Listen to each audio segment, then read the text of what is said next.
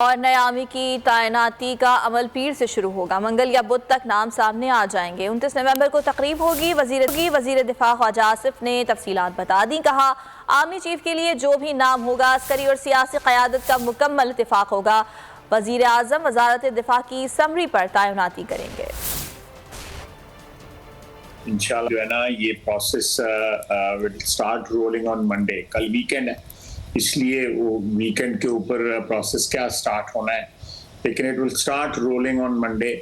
और इंशाल्लाह ताला आप अगले हफ्ते में जो है ये इसका फैसला जो है वो आपके सामने इस सारे मसले का आ जाएगा और आपके सामने नए आर्मी चीफ जो है उनका नाम भी आ जाएगा और इंशाल्लाह ताला ड्यू डेट के ऊपर सेरेमनी भी हो जाएगी 29 नवंबर को।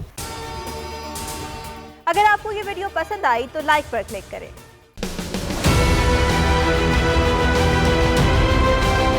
मैं आज बोल्ड टीवी वाले शोएब शेख को, उन्होंने उसकी जिंदगी को खतरा हो गया।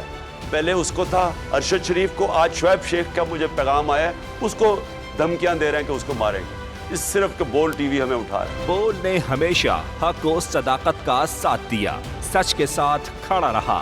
हम हैं मिसाल अब्र, मगर इस हवा से हम डर कर सिमट ही जाएंगे, ऐसे भी हमने। बड़ी मुश्किलात, बड़े बड़े चैलेंजेस, सिर्फ बोल खड़ा रहा, बोल डटा रहा।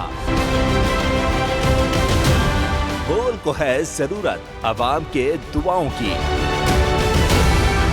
इजहार आसाती के लिए, पाकिस्तान के लिए, पाकिस्तानी अवाम के लिए।